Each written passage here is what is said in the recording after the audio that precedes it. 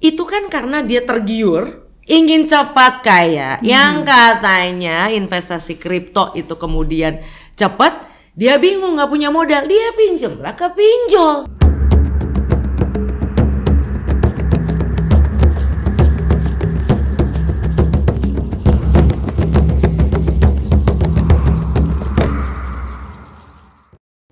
Dalam aduan masyarakat yang diterima OJK terkait dengan permasalahan pinjol, antara lain berupa penyebaran data pribadi, penagihan kepada seluruh kontak di ponsel peminjam, dan penagihan dengan teror atau intimidasi, hingga penagihan tanpa meminjam, masyarakat yang pinjam pun dilanda was-was dan stres, manakala terlambat atau tidak mampu membayar pinjol.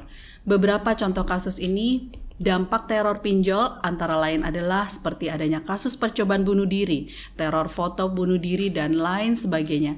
Tentu saja dampak negatif pinjol harus cepat mendapat perhatian agar tidak ada lagi teror dan ketakutan manakala melakukan pinjaman kepada pinjol. Pemerintah melalui OJK mestinya melakukan langkah-langkah konkret yang melindungi masyarakat dari korban pinjol. Dan untuk membahas masalah ini, kita sudah kedatangan Ibu Devi Rahmawati. Betul ya Bu ya? Oke, selamat pagi Bu. Selamat pagi Mbak. Bagaimana ini pinjaman online menurut Ibu Devi selaku pegiat literasi digital nih Bu? Gak apa-apa Mbak. Gak apa-apa? Ada yang salah dengan meminjam. Oke. Yang namanya ngutang itu sesuatu yang bisa jadi menjadi salah satu alternatif bagi saudara-saudara kita, teman-teman kita yang memang membutuhkan bantuan finansial. Kenapa? Karena data negara misalnya 2021 saja ada sekitar 70 juta masyarakat kita dari 277 juta itu yang kemudian merasakan bantuan, sedikitnya lebih dari 263 triliun dana yang dikelontorkan lewat pinjol, pinjaman online yang legal. Nah, jadi problemnya bukan pinjolnya, tapi kemudian pertama, apakah sang pemberi pinjaman ini legal atau ilegal? Itu satu. Lalu kedua, orang yang meminjam ini meminjamnya karena apa? Nah, jadi dua faktor ini yang kemudian menjadikan apakah pinjol ini jadi ada manfaatnya, ada berkahnya, atau malah berujung bencana. Nah, kenapa teror ini masyarakat itu maksudnya mudah sekali untuk tergiur dengan pinjol dan akhirnya menjadi teror untuk mereka sendiri? Apakah mereka ini pinjaman online itu ilegal? Nah, pertama tadi kan saya udah sampaikan. Jadi siapa yang meminjamkan, memberikan pinjaman, lalu apa sih niatnya orang yang minjem, gitu ya? Nah, pertama kalau minjemnya tidak di yang legal, maka satu, mereka itu tidak akan peduli apakah saya Devi nih misalnya minjem, apakah saya mampu bayar atau enggak. Makanya persyaratannya super gampang gitu, karena kalau pinjem di pinjaman yang legal, mereka akan berusaha ngecek dulu, Devi ini sebulan penghasilannya berapa sih gitu. Kalau misalnya Devi punya uang 1.000 gitu ya, maksimal itu pinjaman Devi hanya boleh 300. Kenapa? Karena sang pemberi pinjaman ingin memastikan bahwa Devi pasti bisa bayar. Kalau yang ilegal, dia nggak peduli kita bisa bayar atau enggak. Yang penting kita pinjam, lalu kemudian nanti dia akan tagih seenaknya dia, sesuka hatinya dia gitu ya. Kalau ilegal nih? Kalau yang ilegal. Yang kedua, kalau yang legal, mereka biasanya tidak akan menggunakan cara-cara yang mengerikan. Yaitu apa yang mengerikannya? Kalau yang ilegal, yang penjahat gitu ya, mereka akan mengambil akses data-data pribadi kita, entah itu kontak, lalu foto-foto di dalam handphone kita. Kenapa? Karena ini sifatnya online, maka mereka akan kirimkan link yang ketika kita mau pinjam, otomatis kita harus tekan link itu, di mana link itu sudah menggunakan algoritma yang mereka bisa menggentayangi, mengambil, merebut semua data-data pribadi kita. Gunanya apa? Nah, karena mereka ingin memastikan bahwa mereka bisa melakukan teror kepada orang yang meminjam atau berhutang tadi. Kenapa mereka perlu teror? Karena mereka tahu persis bahwa orang yang meminjam belum tentu bisa bayar. Karena tadi mereka memang nggak peduli Anda bisa bayar atau tidak, gitu ya. Lalu yang ketiga, biasanya memang persyaratannya nggak jelas. Pinjol yang ilegal, kalau kita meminjam ke bank misalnya, kan jelas bunganya berapa, ditagihnya kapan, gitu ya. Nah kalau mereka itu tidak jelas. Dan pinjaman misalnya gini, kita mau minjem 1.000, gak mungkin dikasih 1.000, pasti paling gak cuma dikasih 500. Ada plafon. Ada plafonnya. Sudah gitu dalam waktu 7-14 hari udah ditagih. Padahal kan logika kita sebagai penghutang, kalau saya berhutang di bulan ini, maka harusnya bulan depan dong, gitu ya. Dan itu kemudian dia tidak peduli kalau yang ilegal. Pokoknya bahkan bisa jadi 3 hari sesudah minjem udah ditagih. Dan yang keempat adalah bunganya. Itu kalau yang legal jelas, misalnya sebulan, misalnya bunganya 10%. Nah kalau yang ilegal agak ngeri ya, gitu ya. Itu bisa sehari 1-2%.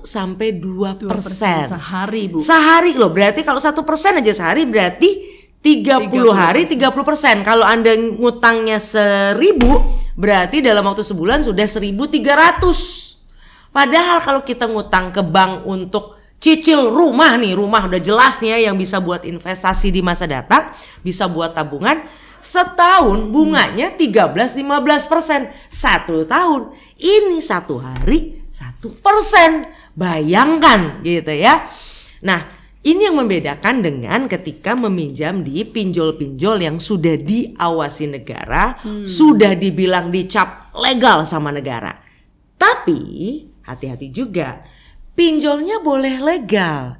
Tapi kalau yang minjam niatnya juga sudah berbeda, artinya bukan karena kebutuhan mendesak, bahkan mengawalinya dengan aksi bohong seperti yang dilakukan mahasiswa yang di Bogor, yang kemudian terjerat rame-rame nih, berjamaah mereka terjerat pinjol, yang ternyata usut punya usut, pengakuan mereka sendiri gitu ya, bahkan di ruang publik di acara live TV, bahwa mereka kenapa kemudian terjebak pada pinjol yang legal, pinjolnya legal, tapi prosesnya yang bahaya. Kenapa?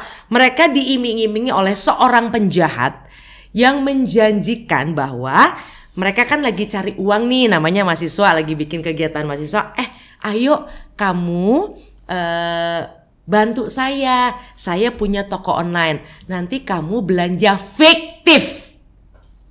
Belanja fiktif, sekali lagi, mahasiswa yang cerdas mau melakukan buat saya itu sebuah kejahatan. Dari awal saja sudah salah, belanja fiktif. Lalu mahasiswanya bertanya, tapi kan saya nggak punya uang. Oh, nggak apa-apa, kamu ambil di marketplace itu kan ada pay later. Itu resmi, jadi nggak ilegal, resmi pay later.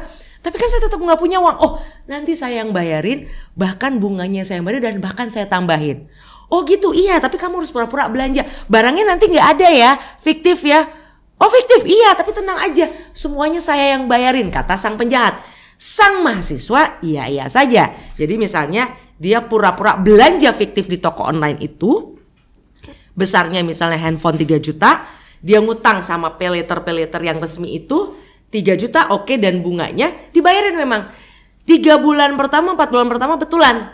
Tapi lama-lama akhirnya ditinggalkan. Ini yang kemudian berakumulasi menjadi hutang yang barulah mereka rame-rame ngadu, saya terjerat pinjol. Loh, awalnya sudah salah mau melakukan pembelian barang fiktif. Jadi artinya bukan hanya persoalan pinjolnya legal atau tidak, sudah legal, tapi kalau Anda gunakan itu untuk perbuatan-perbuatan yang salah, salah satunya kejahatan seperti tadi misalnya, atau untuk kebutuhan, kalau saya bilangnya bukan gaya hidup, tapi hidup yang gaya gitu ya, hanya karena pengen jalan-jalan atau punya tas bagus, punya handphone terbaik dan sebagainya, akhirnya Anda berhutang bukan untuk sesuatu yang produktif, tapi untuk sesuatu yang konsumtif. Ya, mereka membuat petaka untuk dirinya sendiri ya. Dan kalau masyarakat ini sudah ada edukasi nggak sih Bu selama ini untuk bagaimana memilih yang legal atau ilegal pinjol ini? Ya, kita perlu apresiasi negara. Satgas Waspada Investasi yang isinya adalah 13 kementerian, mereka udah ngeroyokin bareng-bareng supaya masyarakat aman.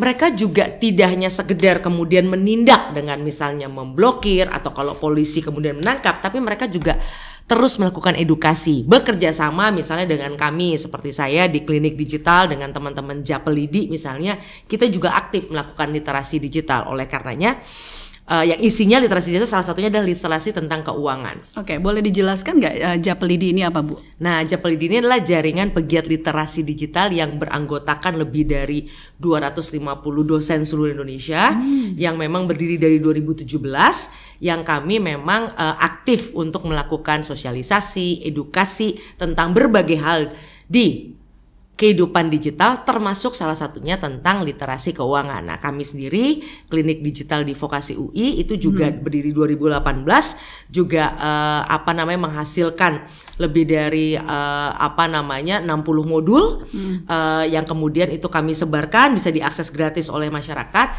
yang intinya juga ingin membantu pemerintah dalam hal ini mengingatkan masyarakat. Data terakhir OJK menunjukkan tingkat pengetahuan tentang keuangan masyarakat kita itu jumlahnya 46%.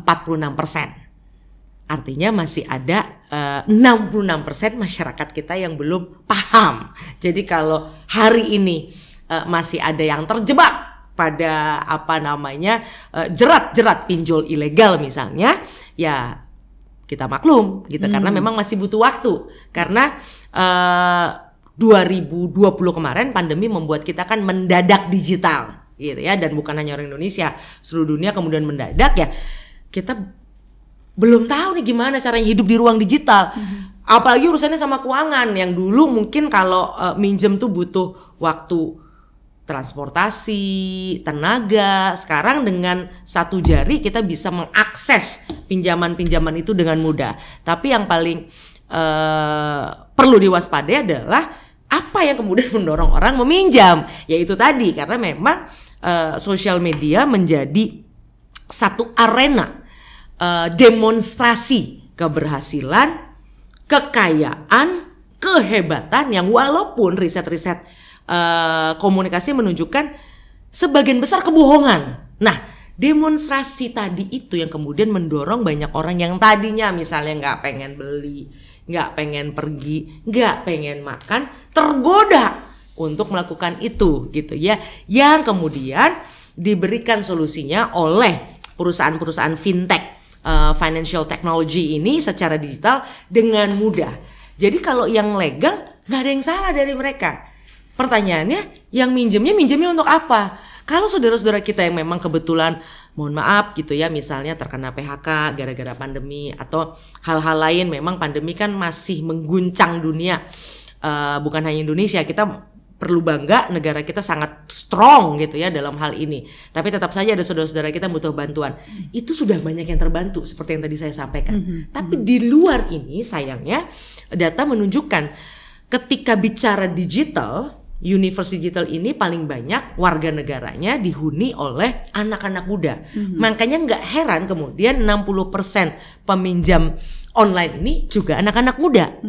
Nah, yang menarik dari anak-anak muda adalah tidak semuanya kemudian meminjam itu karena mau bayar uang sekolah misalnya, buka atau usaha, membantu orang tua dan sebagainya. Tapi sebagian ya tadi karena hidup yang gaya tadi. Oke, bagaimana antisipasi pemerintah atau pemerintah sendiri melihat ada ilegal online atau ilegal pinjol ini, Bu? Apakah mereka pemerintah membiarkan atau bagaimana? Oh ya enggak, kalau dalam konteks akses, kalau yang memang sudah terbukti ini ilegal, yang memang bisa diblokir, itu kan juga sudah banyak yang diblokir, lebih dari 2.500 setahu saya data negara menyebutkan sudah memblokir gitu kan. Penangkapan nggak kurang-kurang teman-teman kepolisian terus-menerus menangkap.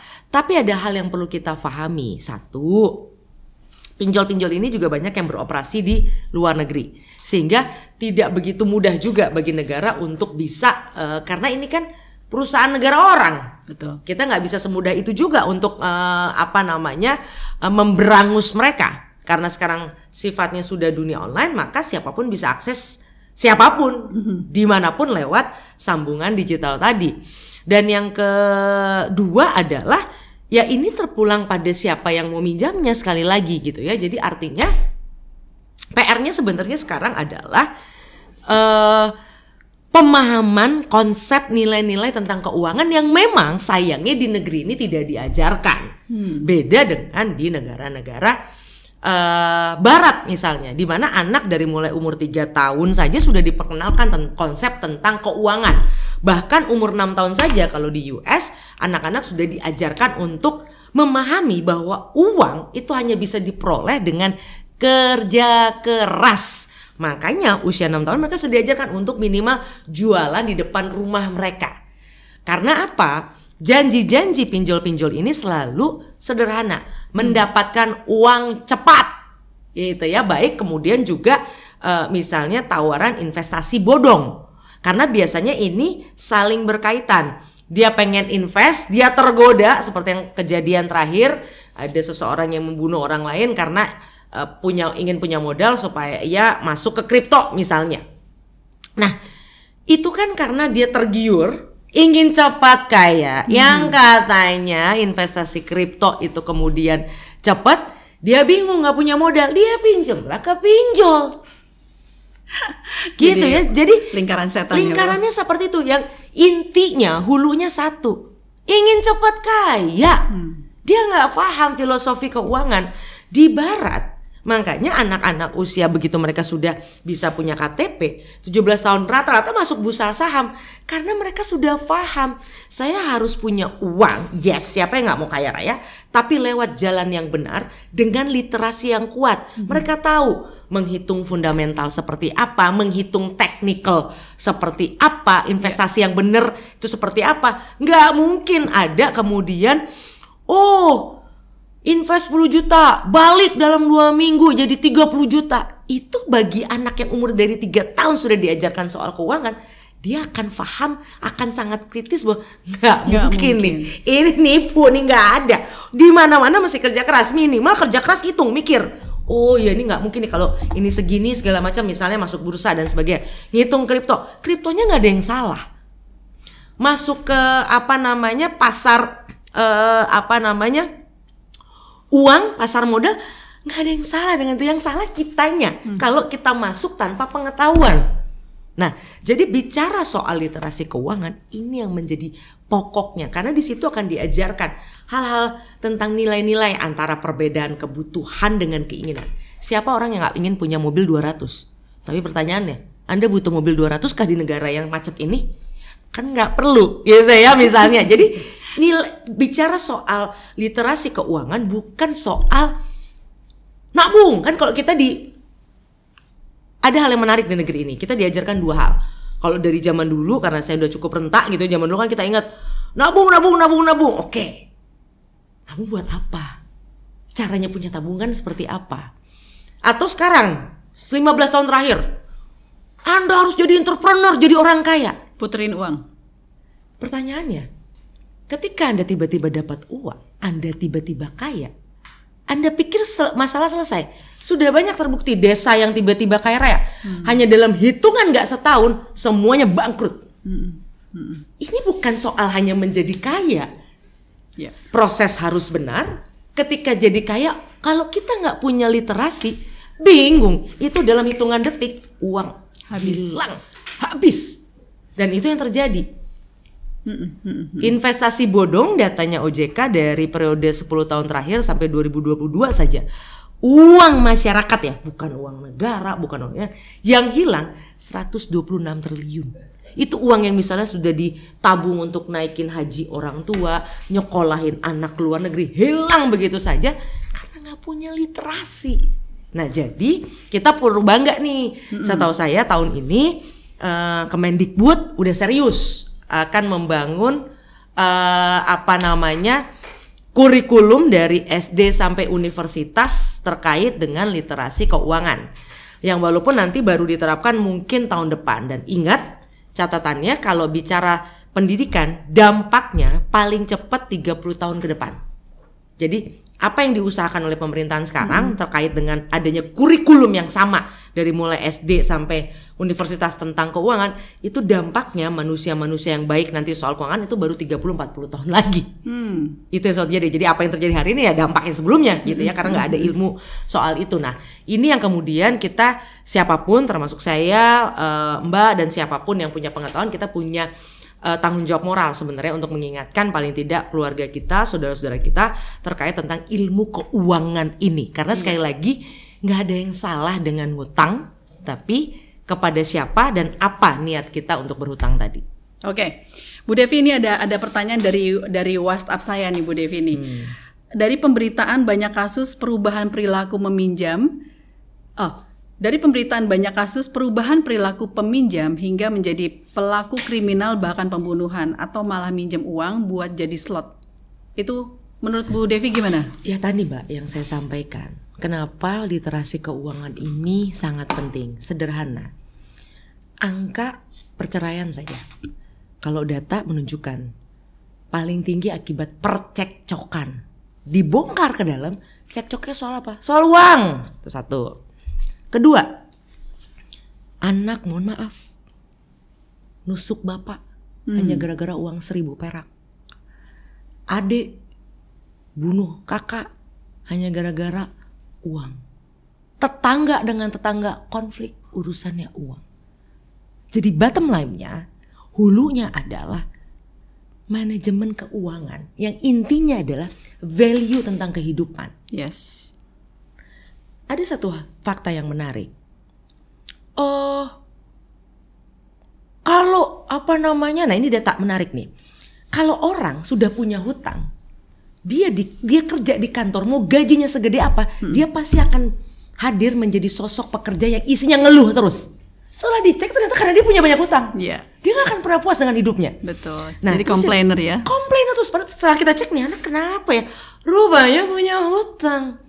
Pertanyaan soal uang. Apakah orang yang paling bahagia orang yang punya banyak uang? Sudah banyak fakta yang menunjukkan ada orang yang kerja 30 tahun di perusahaan multinasional yang sebulan gajinya minimal 50 juta. Apa yang terjadi? Ketika dia pensiun, dia punya uang 250 juta. Ada orang yang 30 juta juga kerja di bawah UMR gajinya. Tapi apa yang terjadi? Setelah dia pensiun, dia punya tabungan 30 juta. Ini bukan soal kita punya banyak uang. Sekali lagi, nilai-nilai tentang keuangan yang diajarkan lewat literasi keuangan, ini yang sekarang sedang dirancang oleh negara. Kita doakan ini cepat selesai sehingga bisa segera diterapkan. Yang kita harus sabar. Dampaknya baru nanti 30 atau 40 tahun lagi. Yes. Tapi dengan adanya kurikulum, orang di Aceh, orang di Papua, dimanapun akan dapat pengetahuan yang sama. Mudah-mudahan tidak perlu ada lagi perceraian, tidak perlu ada lagi perselisihan, hingga aksi pembunuhan yang menghilangkan nyawa hanya gara-gara uang. Oke, closing statement nih Bu, karena kita mau tutup podcast kita. Closing statement, apa yang Ibu sarankan kepada masyarakat terkait pinjaman online ini agar tidak terjadi lagi hal-hal yang baru saja kita berikan edukasi kepada masyarakat? Ya, pertama, kehidupan digital ini tentu saja banyak berkahnya.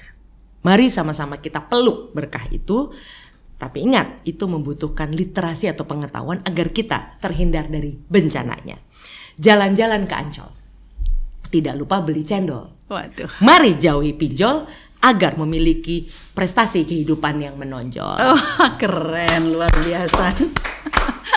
Oke, kalau gitu saya tutup podcast pagi nih ya Bu ya. Oke, terima kasih Mikeser sudah standby dan selalu stay tune di Mikes Unggul kali ini. Saksikan terus episode-episode selanjutnya yang pastinya penuh dengan edukasi, informasi menarik. Sampai jumpa.